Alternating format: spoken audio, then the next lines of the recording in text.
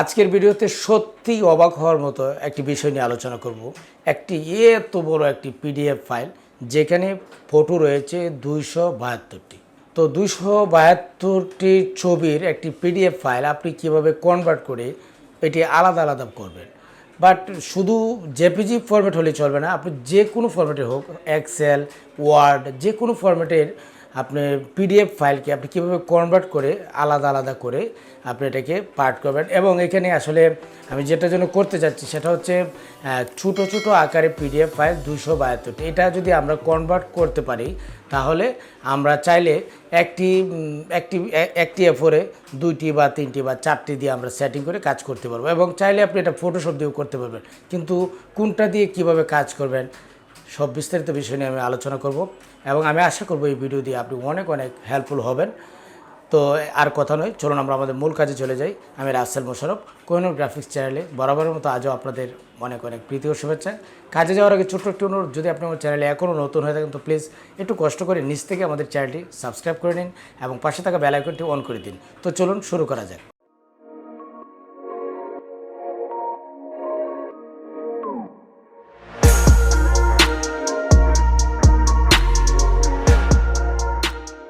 এই ফাইলটি একটি পিডিএফ ফাইল এবং এখানে 270টি পেজ রয়েছে। ওকে, এবং এই পেজগুলি কিন্তু A4 সাইজ না, A4 সাইজের চাইতে ছোট। এখন আপনি যদি এটা প্রিন্ট দিতে চান আপনার 270টি পেজ লাগবে।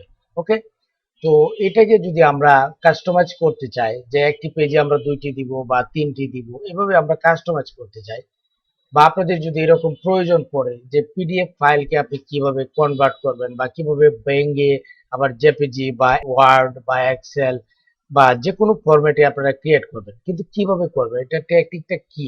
আপনি যখন এই ফাইলটিকে ড্র্যাগ এন্ড ড্রপ করে ফটোশপে নিয়ে যাবেন তখন এটা আপনাকে দেখাবে আপনি কি একটি শীট ওপেন করতে চান। এই যে দেখেন, আপনি কি একটি শীট ওপেন করতে চান নাকি সবগুলো ওপেন করতে চান। এখানে রেজুলেশন আছে 300। এবং আমরা যদি এইভাবে সবগুলিকে সিলেক্ট করে যদি আমরা ওকে দিই, একটির পর একটি ওপেন হবে। তো এইভাবেও আপনারা করতে পারবেন। জাস্ট আমি আপনাদের একটি আইডিয়া দিয়ে দিলাম বা দেখালাম যে আসলে আপনি যে ভিন্ন ভিন্ন ভাবে করতে পারবেন। ওকে, এখানে 270টি ফাইল রয়েছে। 270টি ফাইল ওপেন হওয়ার পর আপনাকে এখানে শো করবে। চাইলে আপনারা এভাবে করতে পারেন। যদি মনে করেন যে সমস্যা, তাহলে আপনি যদি চান যে ওইভাবে আপনি কনভার্ট করে নেবেন, তাহলে ওইভাবেও আপনি কনভার্ট করে নিতে পারেন। তো ওই টেকনিকটা এখন আমি আপনাদের দেখাচ্ছি। এটা করার জন্য সিম্পল আপনাকে একটি অ্যাপস ইনস্টল করতে হবে। ওকে, তো এটা আমি ভিডিও লিংকে দিয়ে দিব।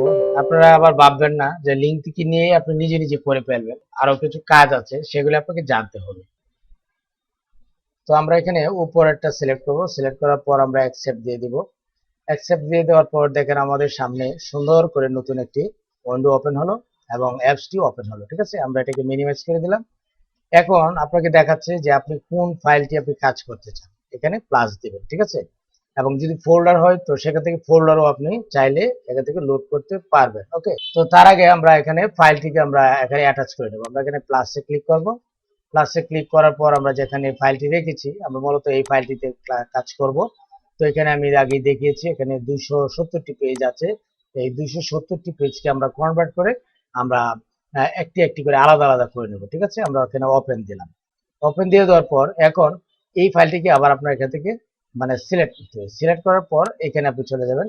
যাওয়ার পর এখানে দেখেন নিচে লেখা রয়েছে জেপিজি। এখান থেকে আপনি কোন ফরম্যাটে ফাইলটিকে কনভার্ট করতে চান সেই ফরম্যাট আপনার এখানে দেখাতে হবে। এবং যদি চান আপনি ডক্স করবেন বা ডক করবেন বা টিপ ফাইল করতে চান বা জিপ করতে চান বা পিএনজি, মানে যে কোনো ফরম্যাট আপনি যে ফরম্যাট করতে চান সেই ফরম্যাটটা এখানে দেবেন। আপনি জেপিজি এখানে দেখাবো আমরা। ওকে, তো এরকম দেওয়ার পর আপনারা যেটি করবেন এখানে সিলেক্ট অল দেখাবেন। ঠিক আছে, সিলেক্ট অল, এখান থেকে আপনি কোন ব্রাউজারে মানে কোন জায়গায় নিয়ে রাখতে চান সেই ফোল্ডারটি আপনার এখানে দেখাতে হবে।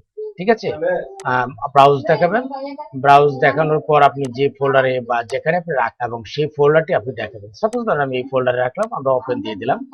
ওপেন দিয়ে দেওয়ার পর আপনি যদি এখানে কনভার্টে ক্লিক করেন, কনভার্ট ক্লিক করার পর এখানে দেখেন কনভার্ট টু ফিনিশিং এরকম একটি কথা আসছে। তো এটা এগেন দিবেন। দিয়ে আমি আগে করেছিলাম তো এই জন্য আপনি এখান থেকে রান ফ্লেক্সিলেশনে ক্লিক করবেন। ক্লিক করার পর দেখতে পাচ্ছেন আপনার সামনে নতুন আরেকটি উইন্ডো ওপেন হয়েছে। এবং এইখান থেকে আমাদের যতগুলি ফাইল এবং যতগুলি ফরম্যাট এখানে যে যে ফরম্যাটে ছিল, বিএমপি, ডক্স, জিপ, মানে এনি ফরম্যাট, যে কোনো ফরম্যাট থাকুক না কেন আপনি এটা কিন্তু কনভার্ট হয়ে যাবে। ওকে, তারপর আমরা এখান থেকে আমরা কনভার্ট দিব, কনভার্ট দিয়ে আমরা এখান থেকে ওকে দিব। ওকে দিয়ে দেওয়ার সঙ্গে সঙ্গে দেখতে পাচ্ছেন আপনার যে পিডিএফ ফাইলটি, এত বড় একটি পিডিএফ ফাইল, আপনার 270টি ইমেজ এখানে রয়েছে, সবগুলি ফরম্যাট একদম পূর্ণাঙ্গভাবে আলাদা আলাদা রূপে আপনারা দেখতে পাচ্ছেন যে এখানে কিন্তু আলাদা আলাদা ভাবে চলে আসছে। ওকে, এই ছবিগুলি দেখেন একটা এক একটা ছোট ছোট, ঠিক আছে, মানে A4 সাইজ না, কিন্তু প্রতিটি দেখা গিয়েছিল যে পিডিএফ ফাইলটা যখন আমি ওপেন করেছিলাম পিডিএফ ফাইলটি, তখন কিন্তু সবগুলি মিলিয়ে দেখা গেছে যে ওই তো এই ফাইলটি, তো এটা হচ্ছে একটি পিডিএফ ফাইল।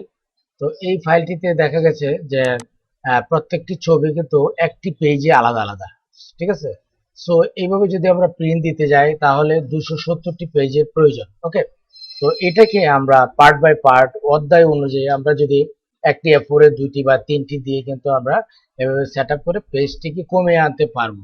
তো মূলত যেটা সবচেয়ে গুরুত্বপূর্ণ বিষয় সেটা হচ্ছে আপনি কিভাবে একটি পিডিএফ ফাইলকে মানে বাংবেন, পিডিএফ ফাইলকে কিভাবে আপনি কনভার্ট করে জেপিজিতে রূপান্তরিত করবেন এবং প্রত্যেকটি ফাইল আলাদা আলাদা ভাবে হবে।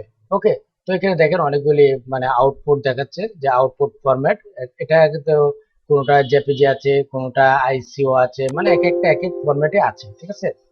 কোনোটা পিএইচডি আছে, মানে যেটা যে ফরম্যাটে আছে ঠিক সেই ফরম্যাটে, কোনোটা জেপিজি আছে, জেপিজি জেপিইজি আছে। তো যেটা যে ফরম্যাটে আছে ঠিক সেটা সেই ফরম্যাটেই আপনার এটা কনভার্ট হবে, অ্যান্ড কনভার্ট হয়ে আমি যে ফোল্ডারটি দেখিয়েছি সেই ফোল্ডারে কিন্তু চলে যাচ্ছে।